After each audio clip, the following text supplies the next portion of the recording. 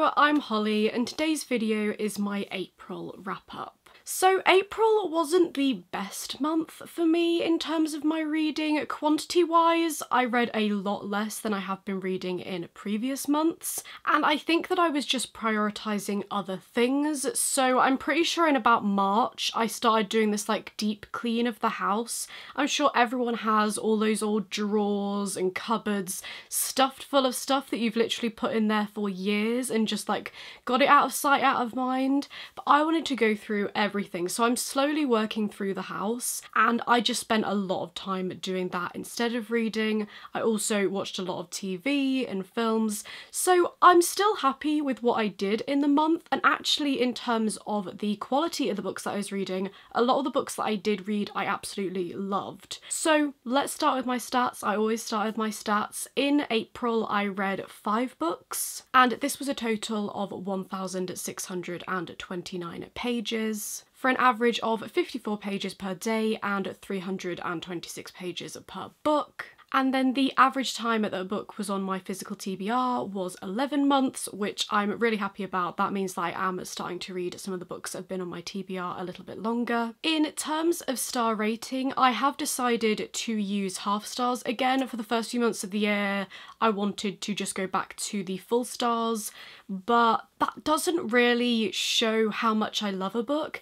because one of the books that I read this month was a 3-star, but then the other 4 were all 4.5 stars. And to me, a 4.5 is different than just a normal 4, because these ones were so close to being a 5-star, so that kind of shows how much I did end up really loving these books, and that meant that my average star rating was a 4.2. In terms of format, all of the books that I read were physical books, and then in terms of genre, 3 of the books that I read were historical fiction, 1 was a classic, and then 1 was a sci-fi. I read 2 young adult books and 3 adult books. In terms of where I sourced these, 4 of them were from my own TBR that predated 2023, and then 1 book was a book that I had bought in 2023. 3 of them were standalones and 2 of them were series. And then in terms of whether I'd read from these authors before, 1 author I had read from before, but then 4 of them were new to me authors. And then for my goal check-in, my 2 big goals that I'm looking at this year, the first one is to decrease my physical TBR, and I did do this. So I started the month with 181, and then I ended the month on 177. So even though I read 5 books, only 4 of them got taken off my physical TBR,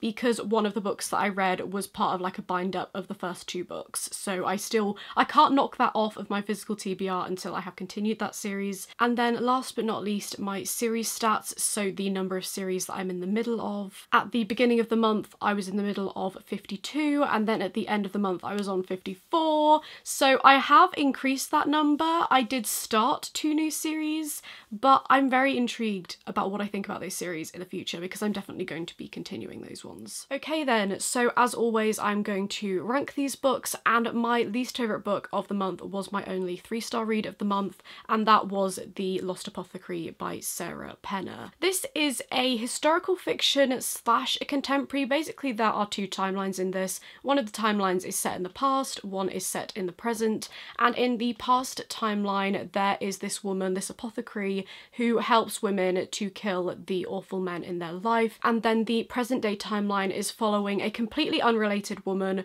who is having some problems in her marriage, I think, and she stumbles across this story of this apothecary, and no one really knew who this woman was, so she wants to figure this out and see who this woman was, were people being killed, all of that. Now this one, I was quite disappointed in this because I'd been so excited to read this for so long. I thought with that premise of this poisoner that it was going to be super action-packed and thrilling, or just somewhat captivating, but unfortunately for most of this book I was super bored. I had no interest at all in the present day timeline and all the relationship drama and like family drama going on in that timeline. I just couldn't care less. If I'm going to pick up a historical fiction, give me the historical fiction, and actually just the way it was written wasn't my preference. In historical fiction, I want something super atmospheric, super descriptive, something that is so immersed in a time period, and I just felt this one didn't utilise that time period. It didn't have any atmosphere.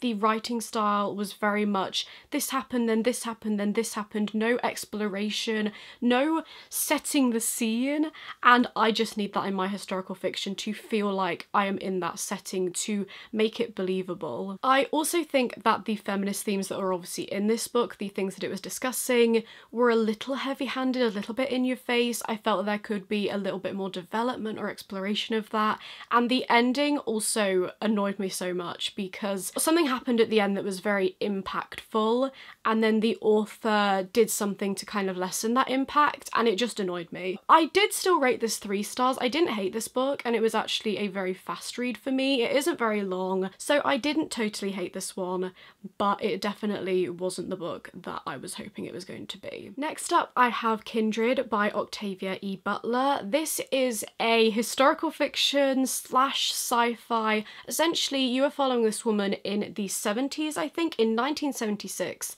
and she suddenly gets transported back in time to 1815, where she is assumed to be a slave. She is a black woman, and she ends up getting drawn back in time when one of her ancestors, who is this white slave owner, is in mortal danger, and she ends up having to like save his life. But this book is very much just looking at what it was like to be in that time period, what it was like as a black person, the kind of things that people would put up with to survive, and also exploring the mindset of white people at this time, because her husband is white, and at one point she ends up being able to bring him with her when she goes back, and it was very interesting seeing his perspective, how he was treated, and how his internal thoughts were maybe being altered by other people's thoughts at this time. The characters in this were super complex. As I mentioned, the ancestor is a slave owner, and he was a very interesting character. Obviously, he did very evil and unforgivable things, but he wasn't this like caricature villain. He was very much a real person, or he felt like a real person with layers, with nuance. I also want to mention that obviously this book is a violent book. Terrible things happen, but it never felt gratuitous.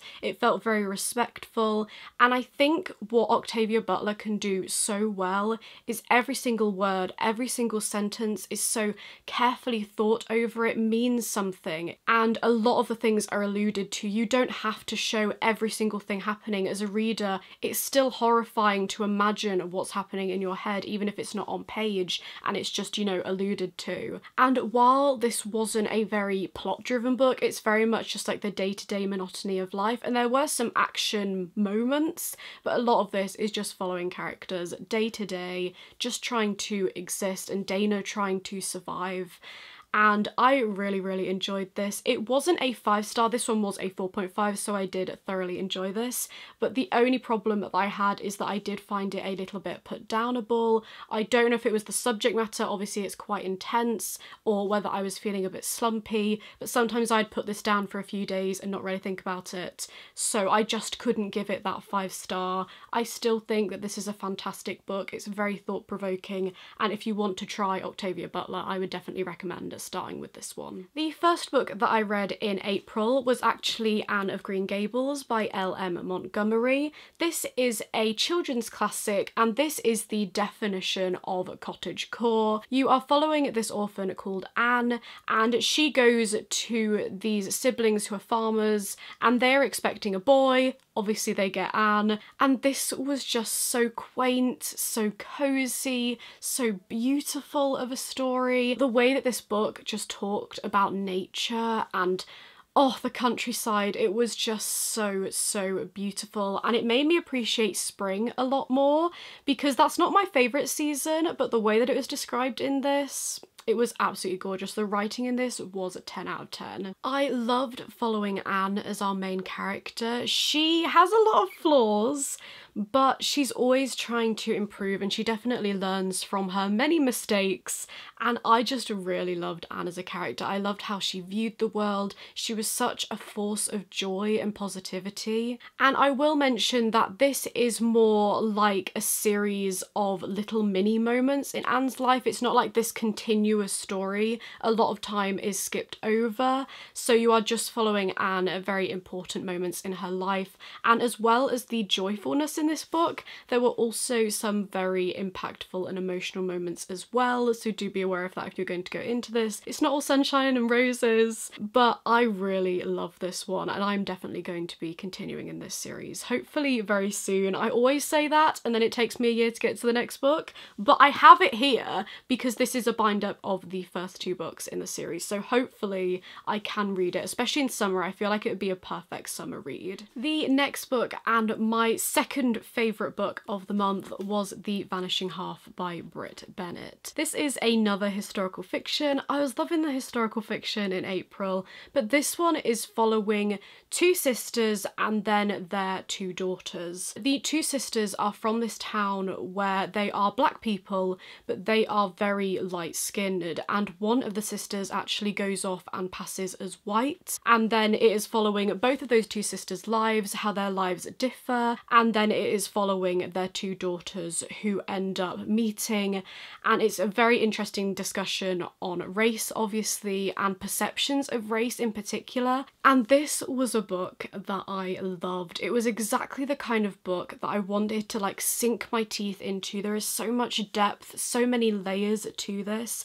and it is very much a character-driven story. There isn't much plot, there's not much action or anything like that. It's just following these characters and their experiences and their relationships and their lives, and I loved the characters in this. They were so flawed, they made terrible decisions, they hurt the people that they loved, but they were people, they felt like real people. You could tell that Brit Bennett had so much to say with this book, but it was never overpowering, it was never in your face. A lot of the messages, a lot of the discussions were very subtle and just shown in how people reacted, how people interacted with people, and I just really enjoyed this one. I will say that some of the blurbs on here did feel a little misleading because one of them said that it had like breathtaking plot twists, and don't go into this book expecting that kind of thing. It is a very slow book. It's very much just the story is slowly unravelling as you go along, and there wasn't really anything in here that kind of shocked me, so don't go into it with that kind of idea. But if you're just looking for a deep exploration of psychology and society and race, this is the book for you. And then the last book that I read in April, and my favourite book of the month, was Iron Widow by Shirin J. Zhao. This one is a young adult sci-fi following this girl who lives in this world where women are very oppressed. I think it's based on like Chinese history, and there are these like pilots who pilot these massive machines to fight the creatures or something on this planet, and they are all men and they have female concubines who they essentially just use up all of their energy, all their life force, and these concubines end up dying. The main character's sister has gone off to be a concubine, she has died before the beginning of this book, and our main character is on a path of revenge. She wants to kill the pilot who killed her sister. That's how the story starts. It does go in various different directions, and I loved this book. First of all, this book far surpassed my expectations. Even though I had heard such fantastic things about this, I knew that so many people loved it, I just wasn't sure if it was going to be for me. I haven't been loving like dystopians, which I feel like parts of this kind of fall into. I'm not hugely into these big like space opera, you know, fighting robots, ships, that kind of thing. But this one I just loved. It was so cinematic. The fight scenes, especially with these big robots, were just like incredible, and I think that if this does ever get adapted into a film, it would just be absolutely excellent on screen. I also absolutely loved the commentary on women, and it was very brutal. I will say that there was a lot of brutality in this, and it was very honest about how women have been treated throughout history, but it never felt gratuitous. I loved all the elements of Chinese folklore and Chinese history that were interwoven into this,